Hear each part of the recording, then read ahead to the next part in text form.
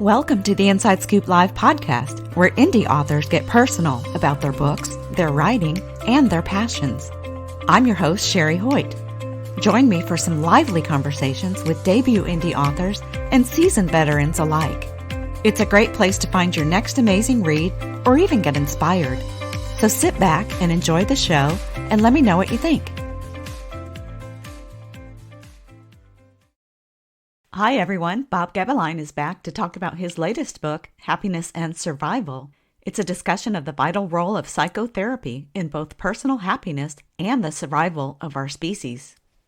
Before we get started, here's the inside scoop on the author. Bob Gebelein, with an IQ of 140 and a Harvard education, has been a pioneering software developer and a visionary thinker. Since 1955, he has focused on addressing cultural and systemic failures, channeling his exceptional intellect toward redesigning civilization. Gebelein pursued psychotherapy, dream analysis, and introspection to solve both personal and societal issues. His journey towards psychological maturity is reflected in his self-published books and original music, underscoring his commitment to profound mental and cultural transformation. Gebelein's work embodies a deep exploration of the mind and a dedication to a meaningful change.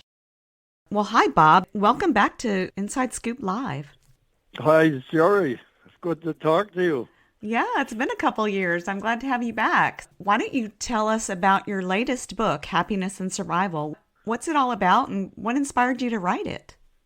Well, what encouraged me to write it was afraid I would die in the pandemic, and I just wanted to write down everything I know, like at age 85 plus.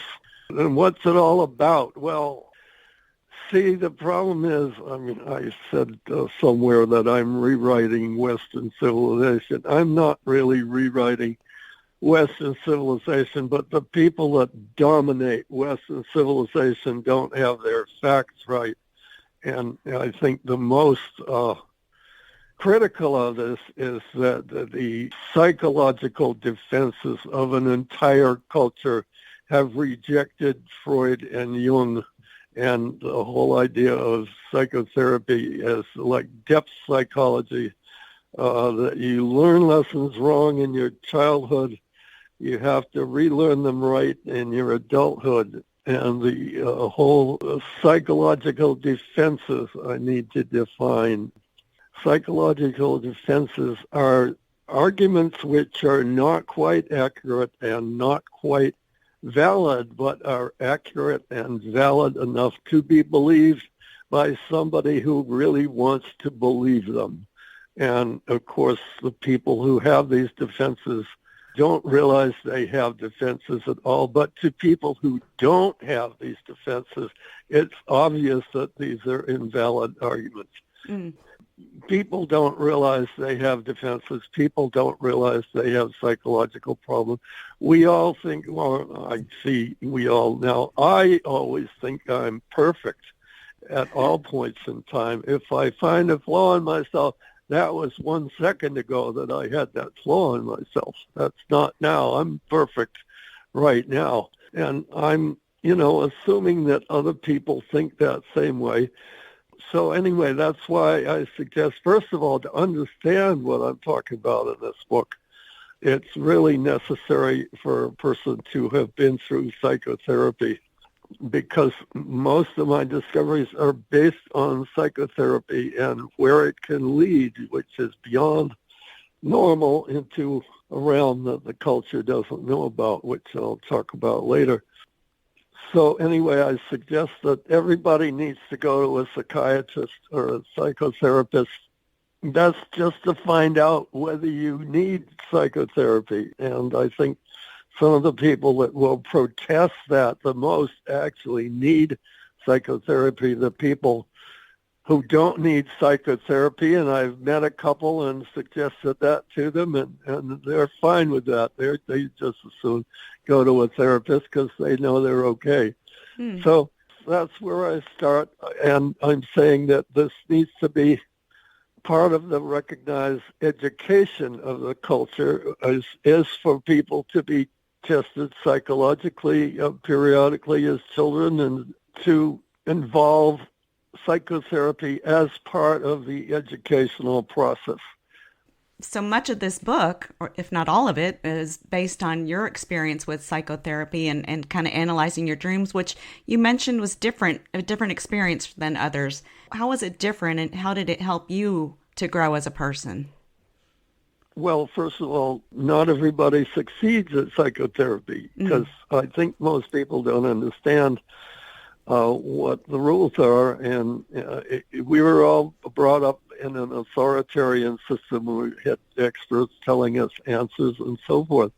And I think most people approach the therapist thinking that 80% of the therapists are female nowadays, thinking that she is the authority who's going to give them all the answers. Well, actually, people have the answers in their own heads and buried, mostly in the unconscious. And the client has to find those problem sources, and the client has to solve the problem. The therapist is only a guide, and I liken the therapist to a Sherpa who is sort of like, viewed as a servant, not as the authority. The first person who climbed Mount Everest got the first billing, and then the Sherpa came in second. Okay.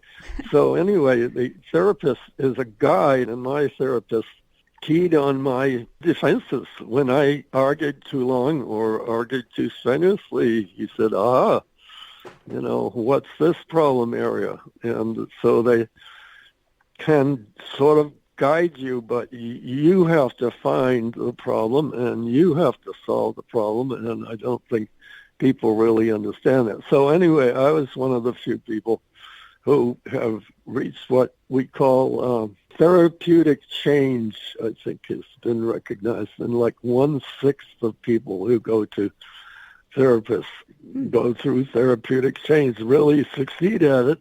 I went from subnormal to normal, and my psychiatrist said, "You're okay, you can leave now." And I thought I was psychologically adult. And then a couple of years later, I discovered that I was so psychologically only 10 years old, and that this was normal for the culture. And I think that this is one of my big discoveries that I made. And because of this, I had a whole winter. I was on unemployment insurance. I had a whole winter to just analyze my dreams 24/7, dreaming at night and analyzing all day. And I brought myself up from what is actually normal for the culture to what I call the psychological age of puberty, which was psychological age 14. At that point, I didn't know this was going to happen. My human nature itself changed from the selfish little boy to the compassionate and altruistic person. I was then actually I hadn't really resolved my traumatic experience, but once I achieved that compassion, I was then able to forgive the man who had traumatized me at age 2.5, instead of wanting to find him and beat him up. Forgive this man, he had his own problems. And to be able to outgrow that childish way of thinking.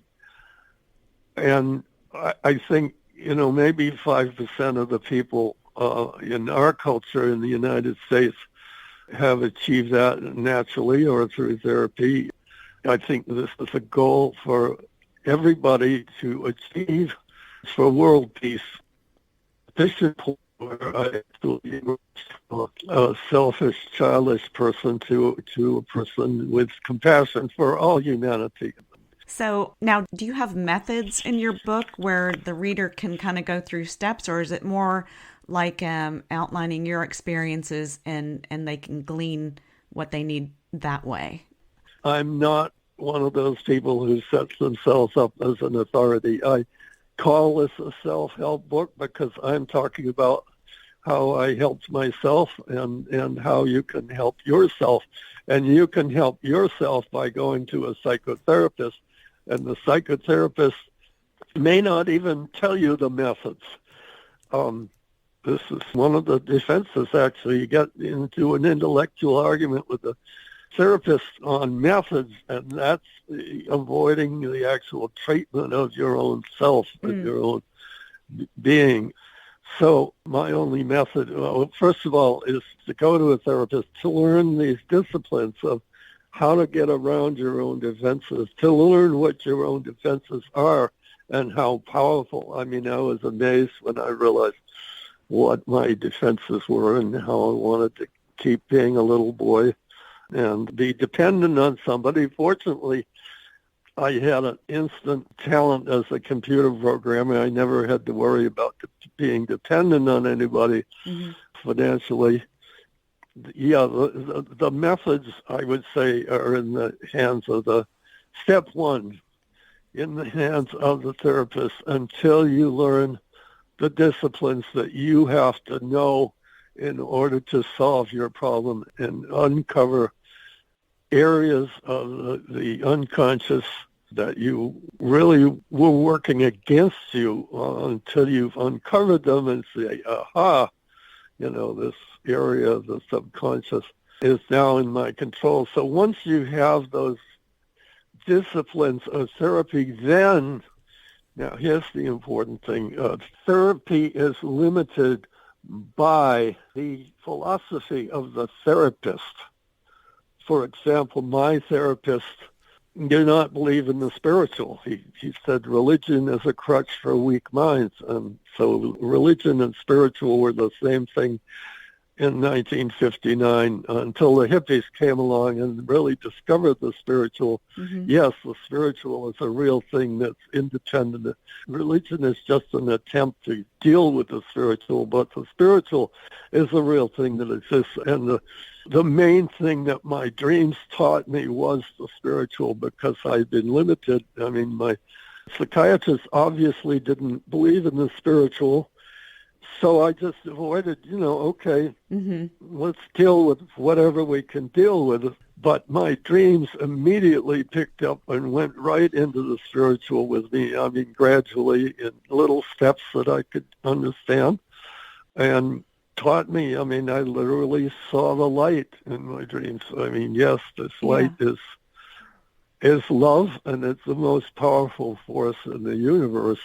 So anyway, the first step is therapy to learn the disciplines. So the second step to go beyond the philosophy of the therapist is to analyze your own dreams. And again, I'm not advocating this on my authority. I'm saying a person should be doing this under the guidance or the knowledge, anyway, of the therapist, and also the knowledge that the therapist's philosophy may not be complete. The therapist does not believe in the spiritual, then you just have to break free and do it yourself.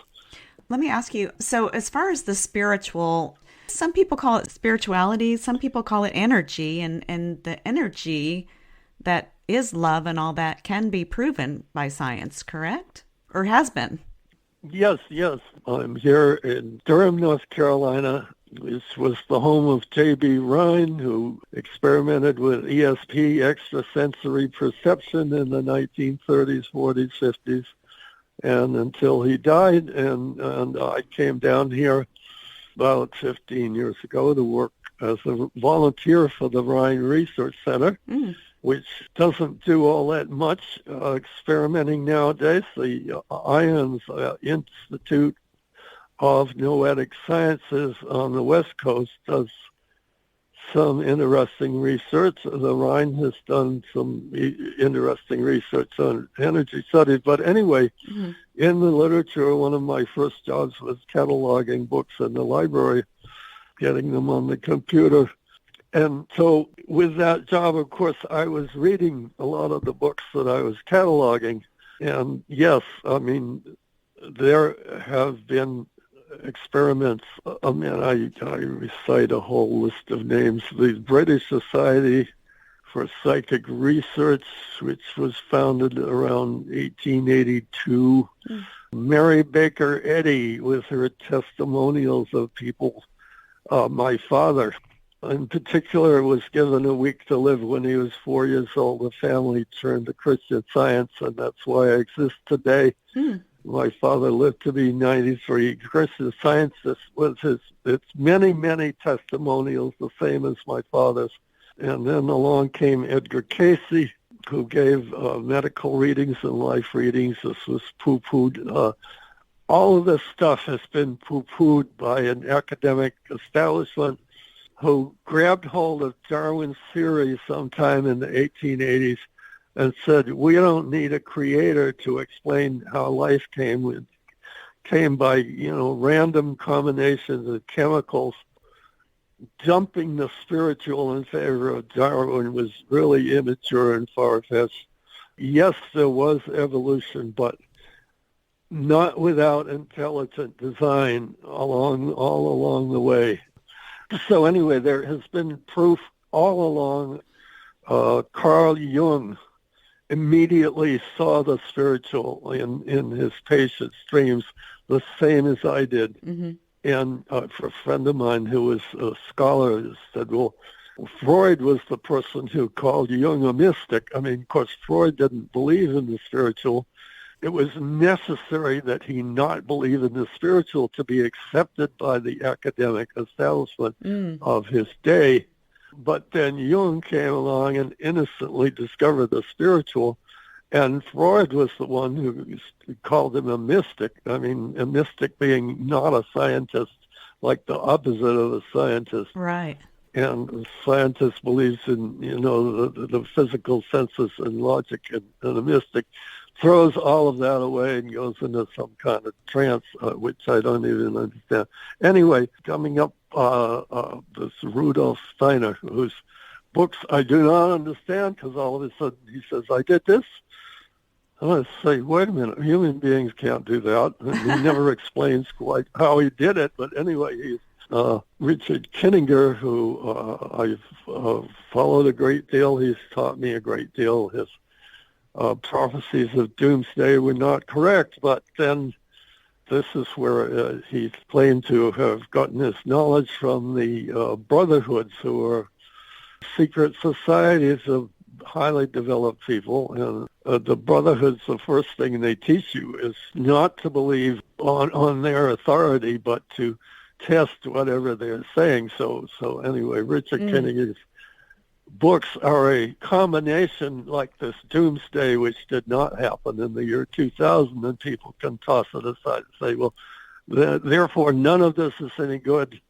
I mean, this is bad logic. Logic says, okay, that part of it is no good, but there are a lot of things in these teachings which are good. And now I'm kind of getting off the track of where I was. Okay. Well, we had the first step is therapy. The second step is the work with the psychiatrist and dream analysis. Dream analysis, yes. Okay, I've got to tell you the story because this was important. I was presenting actually the self-steering process, which is a key part of why dream self-analysis can work. If you're and this is a question I asked me, when I started to interpret my own dreams, what are my interpretations of long? Am I going to sail off into la-la land here? No, I had an interpretation that was wrong, and the dreams themselves corrected me. And so I was at the and Sarah Wiseman discovered me.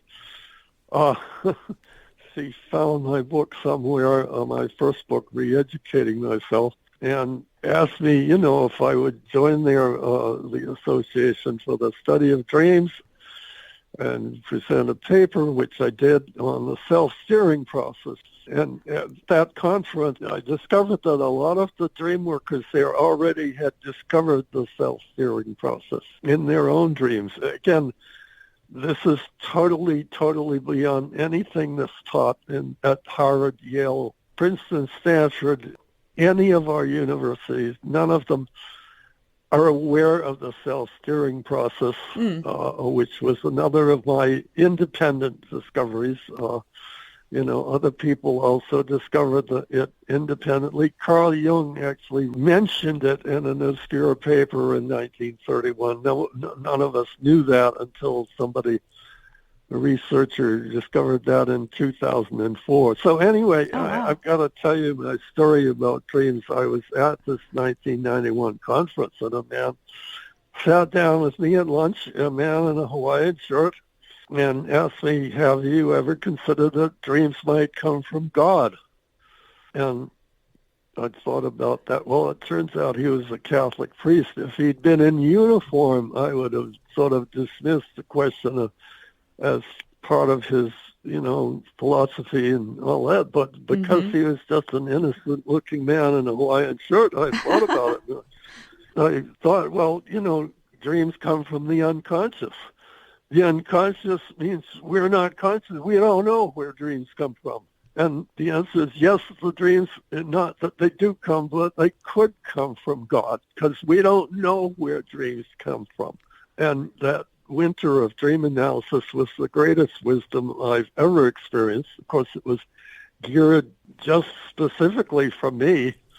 And that chapter, dream analysis, is in re-educating myself. I bring out a couple of the dreams, but that whole chapter on dream analysis is not your dreams, but it's an example of the kind of theatrical productions that dreams can put on if you're really paying attention to them. If there's a full packed audience in the theater, they're going to put on a better production than if I don't remember what I dreamed last night, Right. But that's what I was wondering, is how do you remember your dreams in order to even analyze them? Well, I gave a course at the Free University in Provincetown in 1971 and on dream analysis, and that's the question, first question people ask, okay, get a notebook, get a pencil, put it beside your bed. Do some positive conscious thing to remind you, like, when you wake up, the minute you wake up, you got to remember this dream. I mean, if you spend, like, just going to the bathroom, you may forget about it. Right. And one of my students who claimed he never dreamed, in the next session he came in and said, well, it works. Remember the dream. I think a lot of people don't. My former brother-in-law, who was an elite scientist, claimed that he never dreamed, but I think, maybe that was just part of his philosophy as an elite scientist, of not believing in dreams and just not remembering them or being against them, just kind of driving them out of his mind. So anyway, that's the first step, is just to make some conscious move, the notebook and the pencil, and just have it there. And even if you remember only a snatch of it, if you don't get the meaning of the dream will come back with that same meaning over and over again. I'm still having dreams that I'm in college and it is the final exam, and I don't even remember what the course was that I'm taking. And this was my actual college experience. Yes, I cut a lot of classes. I did manage to graduate from Harvard, but only by a bare miracle. So anyway, I have these repeated dreams, and they're trying to tell me something about my life, and I still don't know what they mean. That's so interesting, though. I remember, and I'm pretty sure I haven't had this dream lately, but growing up, I used to have the same dream over and over again, and I didn't know, of course, what it meant or even to look into it. But I wonder now, it's like, why did I keep having that dream? Interesting. Develop. Richard Kinninger talks about clairvoyance. That's the next step. I consider myself psychologically an adult, but he says, no, you can go on to psychological age 28 and develop clairvoyance, which I actually started to do when I resolved my traumatic experiences of the past. I started to have these weird dreams, and I'm saying, what is this? Is really weird. And then I realized they were dreams of the future, and this was the beginning of clairvoyance, is tapping into this mental dimension which I believe, I don't know this, but apparently has no time. It's not related to space. The Russians conducted an experiment, was reported in the Psychic Discoveries Behind the Iron Curtain. It was a 1968 book.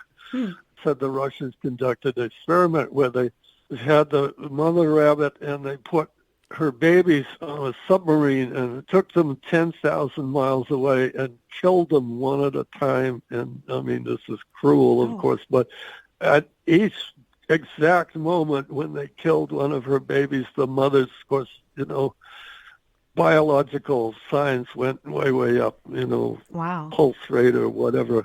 Yeah. So this mental thing, and it could be that mental people may be communicating with us mentally from like light years away, and it's just like they're sitting right next to you.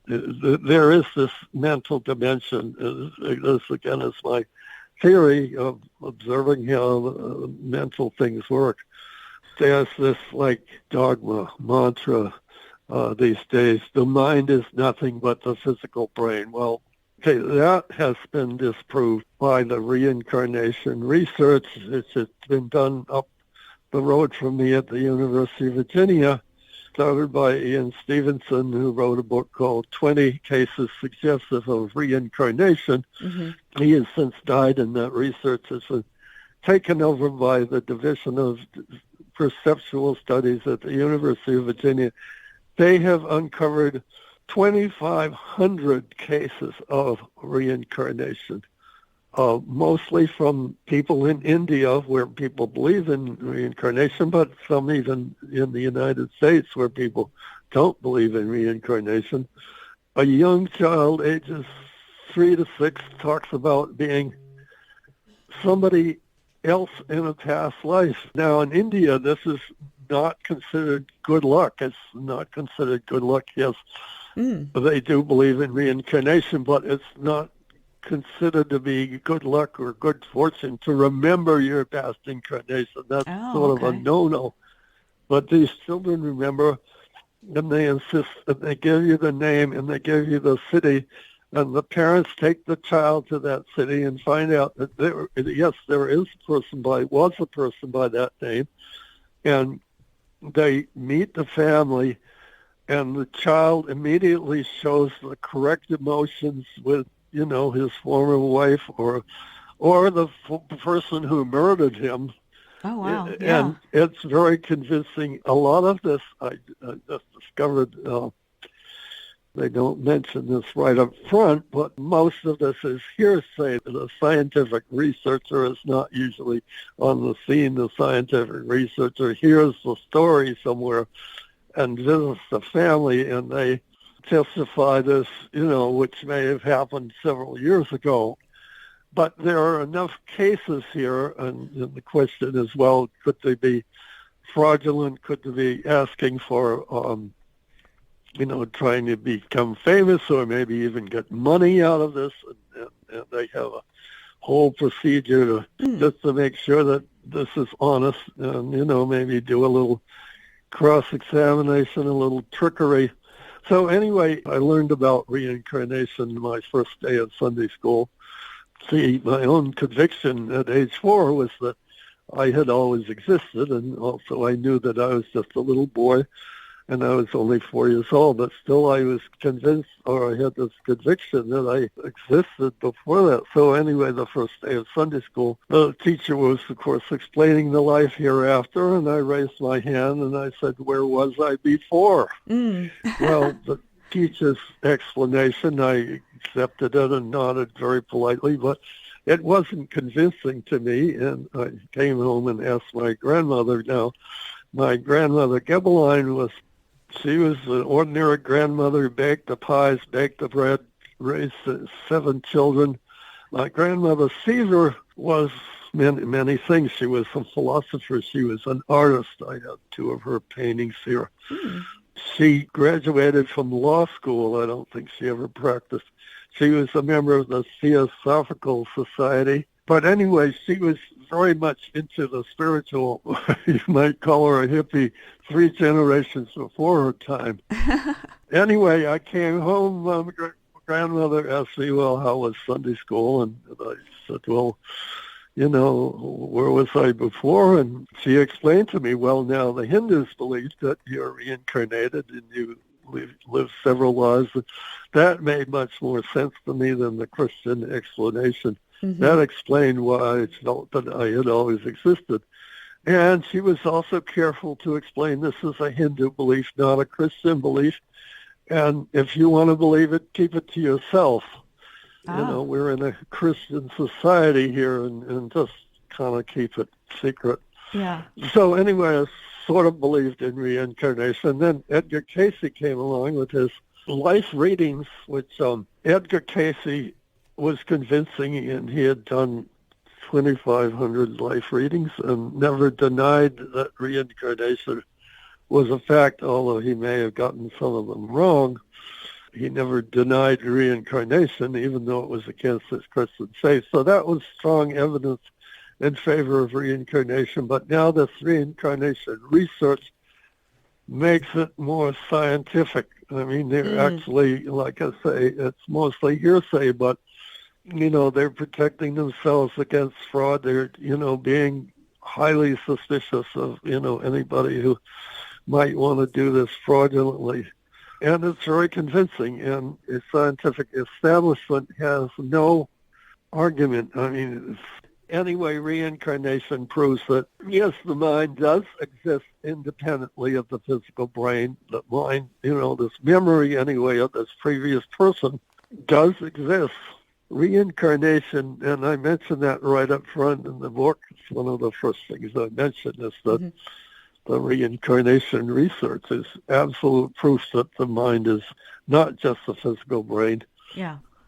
Can you share a transformative moment or insight from your personal psychotherapy experience that had a profound impact on you? Well, there was no moment. I think the hippies, of course, had their moment when they took psychedelic drugs.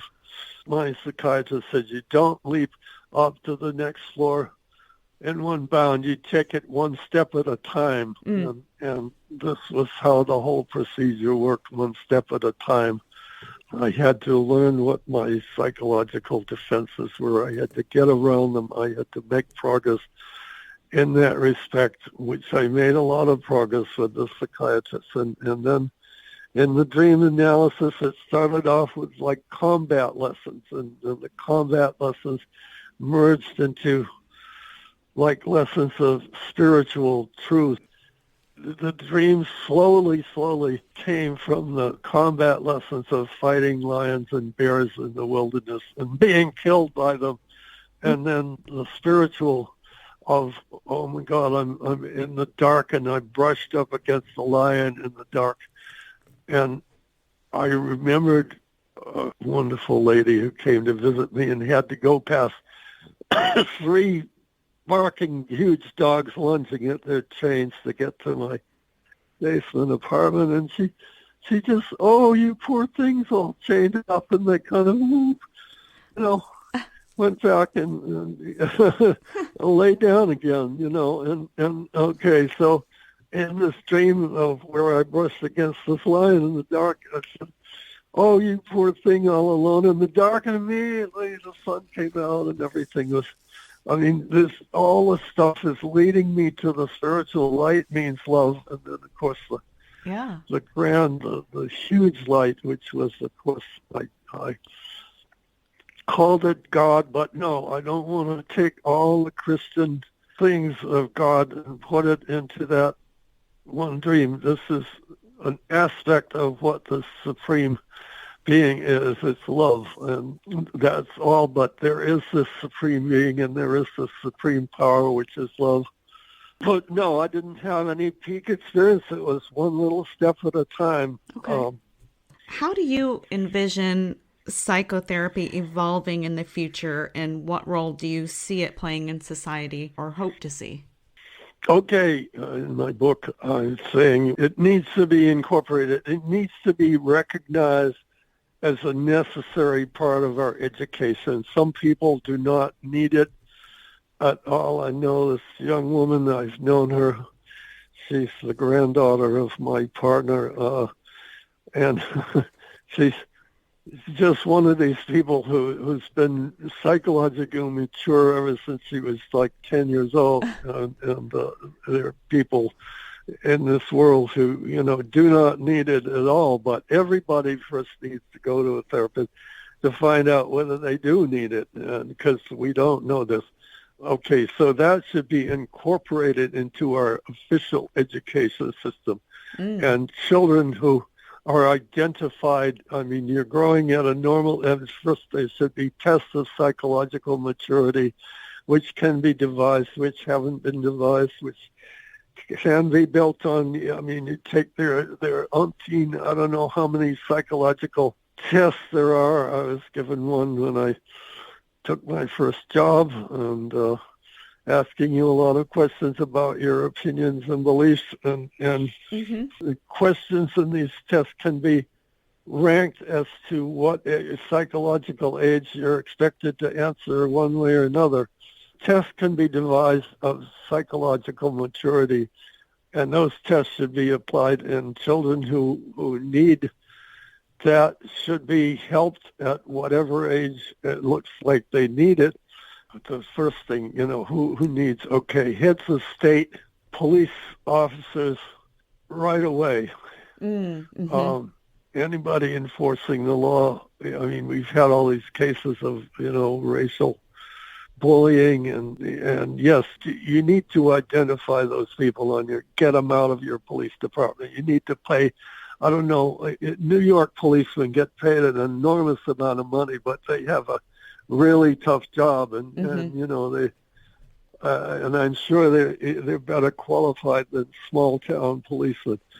But suddenly I realized, no, it's the therapists who need psychotherapy first. And it used to be a requirement back in the days of psychoanalysis. The therapists, the psychiatrists in those days, MD psychiatrists, practiced psychoanalysis, because Freud was an MD psychiatrist and so forth. And the profession is not doing its job. And my psychiatrist was very, very good and had a reputation for success. Also, he was head of the New York chapter of the American Psychiatric Association. He was well-liked among his colleagues. He's a great therapist, but he still had his limitation, as did Freud, in that he didn't believe in the spiritual. So anyway, yes, I envision that the system, we haven't even discussed this, the system, the academic people who have rejected Freud and Jung because their evidence was not physical.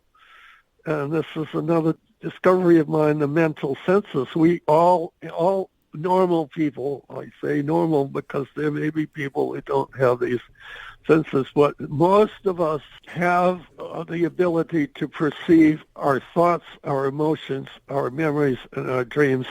These are mental senses that we have. This has nothing to do with psychic abilities or anything beyond that. It's just ordinary, everyday remembering memories, remembering a dream. So we dream and we experience the dream, and then when we wake up, remember it, and we're exercising mental senses. And Freud and Jung, their discoveries were based on the mental senses. So anyway, the academic culture is totally bogged down in physical senses and physical science and physical beliefs of rejecting the spiritual in favor of a totally physical universe, which is wrong. And I'm telling that establishment, who are the teachers who give the grades, that they are the ones who are wrong. And I'm just a person with no status. But I just want to get this one word edgewise, because this is very important.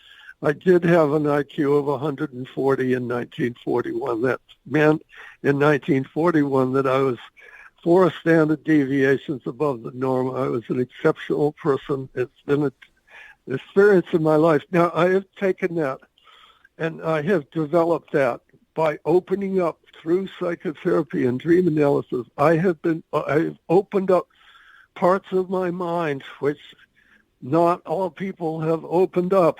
Right. This is how I can see through the academic establishment. They're still dealing with physical, conscious, physical, logical arguments which aren't really accurate logically. I was a computer programmer for 20 years. I was accurate logically. I know what that means. And a lot of these arguments, like I started off with this whole idea of defenses, and anybody who doesn't have these defenses can see through them. Anyway, I've opened up portions of my mind that these people don't have, and I'm hoping to reach what I call the intelligent reading public, and I'm hoping to reach people. There are other people who have succeeded at psychotherapy, and I've tried to contact as many of them as I know. Yeah. Anyway, I've developed this part by opening up through psychotherapy. It isn't an intellectual education. It isn't a Harvard degree at all. It's a whole other,